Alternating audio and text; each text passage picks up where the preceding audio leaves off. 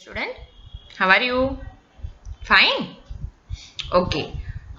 આપણે બે ગ્રામરના યુનિટ જોયા, યાદ છે ને? ચાલો હવે આપણે ટેક્સ્ટની શરૂઆત કરીએ. તો આજે આપણે ટેક્સ્ટ બુકનો યુનિટ 1 શીખવાના છીએ. આપણા યુનિટ 1 નું નામ છે વેર વેર યુ. WHERE વેર, એનો મતલબ આપણે કરીએ છીએ ક્યાં. કોઈ પણ વસ્તુ કે વ્યક્તિ ક્યાં છે તેનું સ્થાન જાણવા માટે આપણે આ વેર વડે પ્રશ્ન પૂછીએ છીએ. WERE વેર એ ભૂતકાળનું ટુ બીનું રૂપ છે, જેવું આપણે શીખી ગયા. અને YOU મતલબ તું અથવા તો તમે. એક્ટિવિટી 1 ની અંદર એક સરસ મજાનું ગીત આપેલું છે.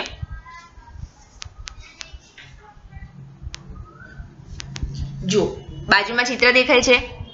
ચિત્રની અંદર એક બેડ ઉપર કેટલાક નાના બાળકો સૂઈ રહ્યા છે, દેખાય છે કે નહીં? એની નીચેના ચિત્રમાં જુઓ, 1-2 બાળકો બેડની ઉપર ઊંઘતા છે અને 3 બાળકો જે છે બેડની આજુબાજુ નીચે આડા આવડી ઊંઘેલા દેખાય છે. અને છેલ્લા ચિત્રની અંદર એક જ બાળક બેડ ઉપર છે અને બાકીના 4 બાળકો શું છે બેડની આજુબાજુ નીચે ઊંઘતા જોઈ શકો છો. હવે સૌથી પહેલા આપણે ગીત એટલે કે પોયમ ગાવાની છે. એક પેરેગ્રાફ હું તમને ગાઈને બતાવું છું, પછીના પેરેગ્રાફ મારી સાથે તમારે પણ ગાવાના છે. Okay, so let's start. There were 5 in the bed and the little one said roll over, roll over, roll over. So they all rolled over and one fell down, and one fell down. There were 4 in the bed and the little one said roll over, roll over, roll over. So they all rolled over and one fell down, and one fell down. There were 3 in the bed and the little one said roll over, roll over, roll over. So they all rolled over and one fell down, and one fell down. There were 2 in the bed and the little one said roll over, roll over, roll over. So they all rolled over and one fell down, and one fell down. There was 1 in the bed and the little one said good night. કવિતા ગાવાની મજા પડી કે નહીં? ચાલો હવે આપણે એને સમજીએ. There, THERE there. હવે સામાન્ય રીતે THERE ધેરનો મતલબ આપણે ત્યાં એવો કરીએ છીએ, જે આપણે ધોરણ 5માં શીખી ગયા છે. પણ જ્યારે વાક્યની શરૂઆત કરવા માટે આ ધેર વાપરવામાં આવે છે તો એ વખતે આપણે ધેરનો કોઈ જ અર્થ કરતા નથી. એટલા માટે આપણે એને પ્રાસ્તાવિક એટલે કે ઇન્ટ્રોડક્ટરી ધેર કહીશું. યાદ શું રાખવાનું છે કે સામાન્ય રીતે ધેરનો મતલબ ત્યાં એવો થાય છે, પણ વાક્યની શરૂઆતમાં જ્યારે ધેર વપરાય ત્યારે આપણે એનો કોઈ જ ગુજરાતી અર્થ કરતા નથી. 5 એટલે 5, એ તો તમને ખબર જ છે. હવે અહીંયા 5 બહુવચન કહેવાય, એક કરતાં વધારે કહેવાય. એટલા માટે ટુ બીનું રૂપ શું મૂક્યું છે આપણે? વેર. ઇન એ પ્રેપોઝિશન છે, જે પણ આપણે ગ્રામરના યુનિટમાં શીખી ગયા. ઇનનો મતલબ થાય છે માં અથવા તો ની અંદર. અને BED બેડ મતલબ પથારી, એટલે કે પથારીમાં 5 જણ હતા. હવે ચિત્રમાં આપણને બાળકો દેખાય જ છે, એટલે આપણે શું કહીશું કે પથારીમાં 5 બાળકો હતા. And the little one said, little એટલે નાનું, સેડ એ SAY સે એટલે કે કહેવું, એનું ભૂતકાળનું રૂપ છે. એક નાના બાળકે કહ્યું roll over, roll over, roll over.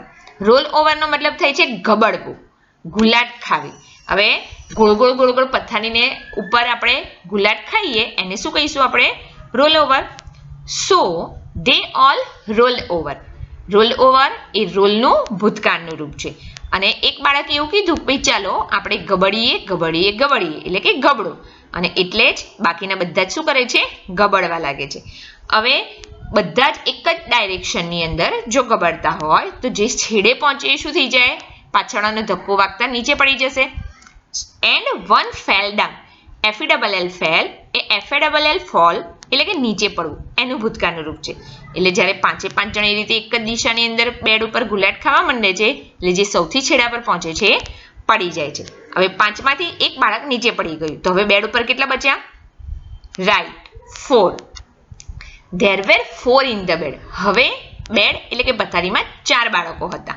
And the little one said, ફરી પાછું એક નાના બાળકે કહ્યું, roll over, roll over, roll over. મતલબ ગબડો ગબડો ગબડો. So they all rolled over. અને તેથી ફરી પાછા બધા શું કરે છે? ગબડવા માંડે છે. And one fell down. અને ફરી પાછું જે બાળક છેડા પર પહોંચે છે એ શું થઈ જાય છે? નીચે પડી જાય છે. હવે શું થયું? 4 હતા એમાંથી પણ એક આવી ગયું, નીચે પડી ગયું, એટલે કેટલા રહ્યા? 3. There were 3 in the bed. હવે બેડમાં 3 બાળકો હતા.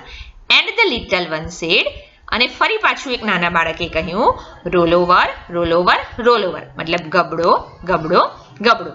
So they all rolled over. અને તેથી ફરી પાછા તે બધા જ ગબડે છે. And one fell down. અને એક બાળક ફરી નીચે પડી જાય છે. હવે 3 માંથી એક નીચે પડી ગયું એટલે બેડ ઉપર 2 બાળકો બચ્યા. There were 2 in the bed. હવે બેડમાં 2 બાળકો હતા. And the little one said, અને નાના બાળકે કહ્યું, roll over, roll over, roll over. મતલબ ગબડો ગબડો ગબડો. So they all rolled over. તેથી બધા જ ગબડે છે. And one fell down. અને ફરી પાછા 2 માંથી પણ એક બાળક નીચે પડી ગયું. હવે બેડ ઉપર જે છેલ્લા ચિત્રમાં દેખાય છે એમ એક જ બાળક રહ્યું. There was one in the bed. હવે જો એક જ જણની વાત છે એટલે આપણે શું કરી નાખ્યું? were ની જગ્યાએ શું વાપર્યું છે? was to be નું રૂપ વાપર્યું છે, ક્રિયાપદ વાપર્યું છે. હવે બેડ ઉપર એક જ બાળક હતું. And the little one said, અને નાના બાળકે શું કહ્યું? good night. મતલબ શુભ રાત્રિ. કારણ કે 5 જણ બધા ઊંઘતા હોય તો ઊંઘતા સરખું ફાવતું ના હોય. અને એટલે જ્યારે પોતે એક જ જણ બચ્યો, આખો બેડ એના જ માટે રહ્યો, એટલે એણે બધાને શું કહી દીધું? ભાઈ ગુડ નાઇટ. એનો મતલબ એ શાંતિથી એકલો એકલો આરામ કરવા લાગ્યો. કવિતામાં તો ખબર પડી ગઈ હશે. હવે જ્યારે આ કવિતા આપણે બોલ્યા ત્યારે જુઓ કેટલાક શબ્દો જે છે એનો ઉચ્ચાર સરખો થતો હશે એવું લાગ્યું તમને. તો આ જે સરખા ઉચ્ચારવાળા શબ્દો છે એને આપણે અનુપ્રાસવાળા શબ્દો એટલે કે રાઇમિંગ વર્ડ્સ કહીશું. આવું પણ તમે ધોરણ 5 માં શીખી ગયેલા હશો. સામાન્ય રીતે આપણી જે લીટીઓ છે પોયમની એમાં છેલ્લા જે અક્ષરો છે ને એમાંના કેટલાક શબ્દો જે છે એ શું થઈ જાય છે? સેમ ઉચ્ચાર થઈ જાય છે એટલે કે સરખા ઉચ્ચાર થઈ જાય છે. તો આપણે ચાલો આવા રાઇમિંગ્સ વર્ડ શોધીએ. જો સૌથી પહેલી લીટીમાં છે BED બેડ. તો એનો રાઇમિંગ વર્ડ શું થઈ જાય? Bed red. RED red. તો એ કહેવાશે રાઇમિંગ્સ વર્ડ્સ. ખબર પડે છે કે નહીં? એ જ રીતે આપણે જોઈએ કવિતાની અંદર આપણને દેખાશે કયો રાઇમિંગ્સ વર્ડ્સ લાગે છે તમને? જુઓ તો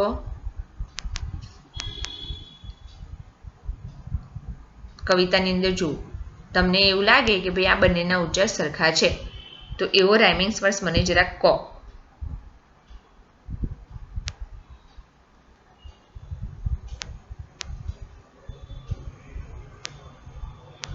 ઓકે ચલો કવિતાની અંદરથી ના મળે તો તમે કોઈ બી વર્ડ્સ હોય ને એને સરખા ઉચ્ચારવાળો બીજો બહારથી કોઈ વર્ડ્સ કહી શકો છો. જેમ કે મેં તમને કીધું BED બેડ એનો થઈ જાય RED રેડ. તો બેડ રેડ. અચ્છા હું જે શબ્દ બોલું ને એવો શોધો તો પણ તમને જલ્દી આવડશે.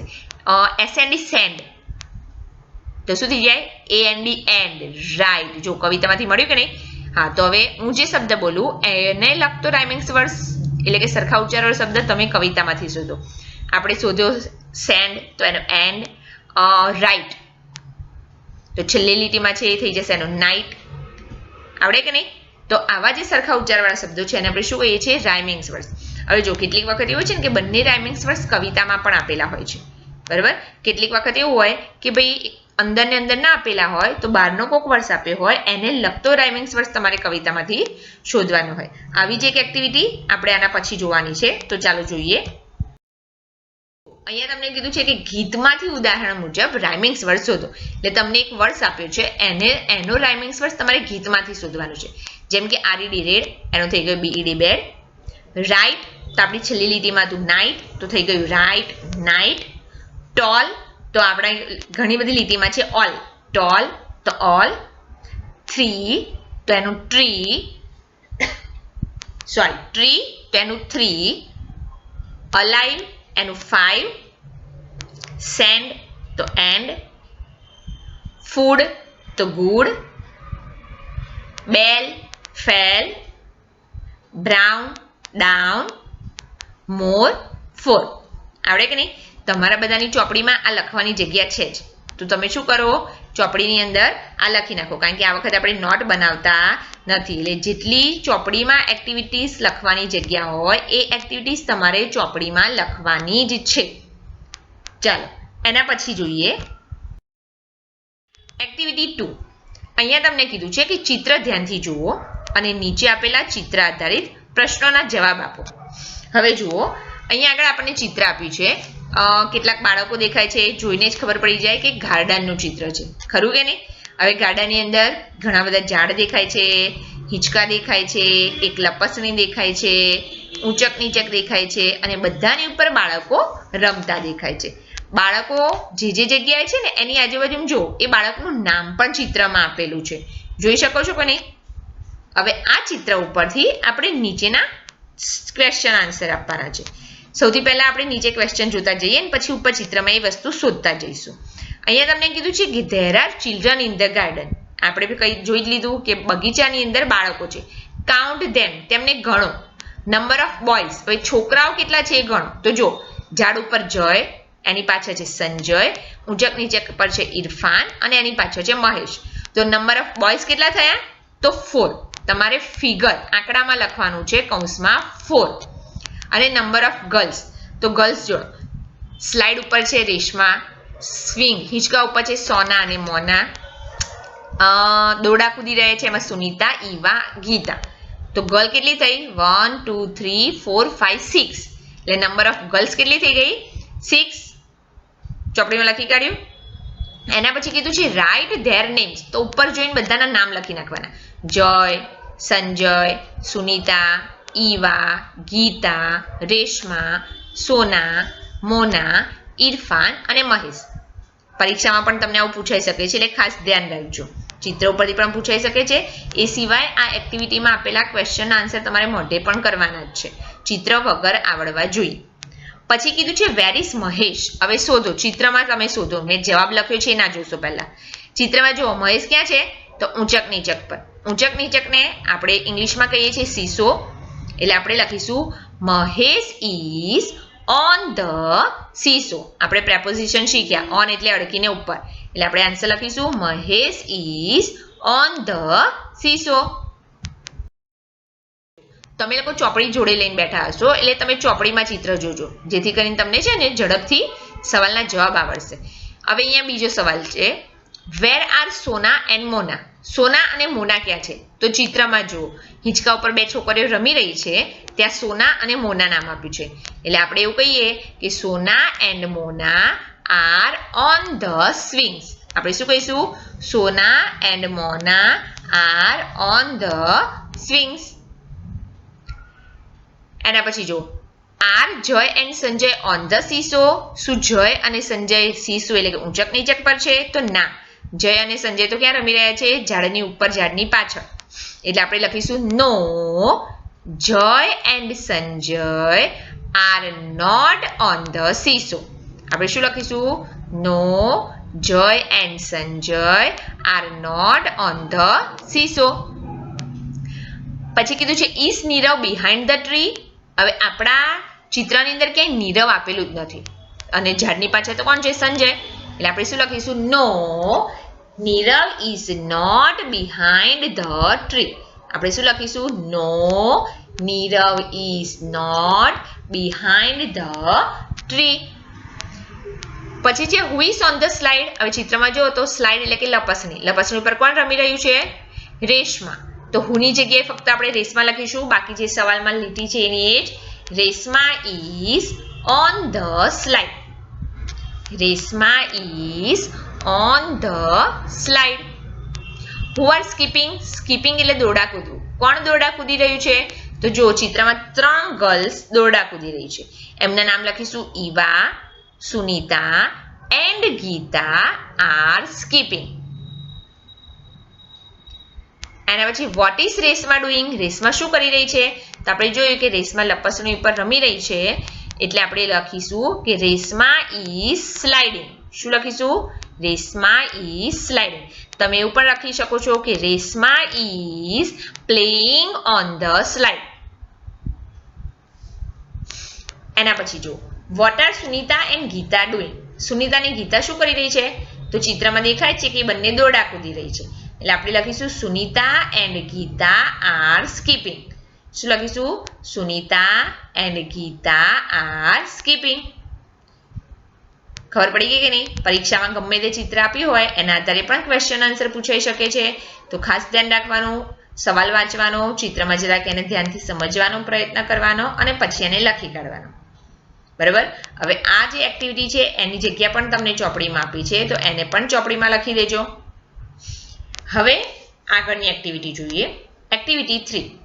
એમાં તમને કીધું છે નીચેના સંવાદ સાંભળો અને વાંચો. સંવાદ મતલબ બે વ્યક્તિ વચ્ચેની વાતચીત. જ્યારે બે વ્યક્તિ એકબીજા સાથે વાત કરતી હોય એને આપણે શું કહીએ છીએ? સંવાદ. અહીંયા છે ટીચર અને રમેશ વચ્ચેનો સંવાદ. Teacher says Ramesh give me your sharpener please.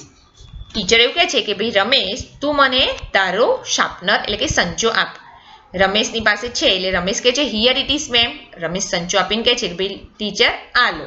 Teacher says thank you put it on the table. શિક્ષકે કીધું તારો આભાર, તેને ટેબલ ઉપર મૂક. હવે અહીંયા જો give me your sharpener, put it on the table એ શું કરી છે? તમને આજ્ઞા આપી છે કે સૂચના આપી છે? તો આવા જે વાક્યો છે એને આપણે કહીશું આજ્ઞાર્થ વાક્યો, ઇમ્પરેટિવ સેન્ટેન્સ. આપણે એને ગ્રામરના ટોપિકની અંદર વધારે ડીપમાં સમજીશું. અત્યારે ખાલી મેં તમને કહી દીધું. બરાબર? હવે નીચે બીજો સંવાદ છે ઈલા અને જયંત વચ્ચેનો.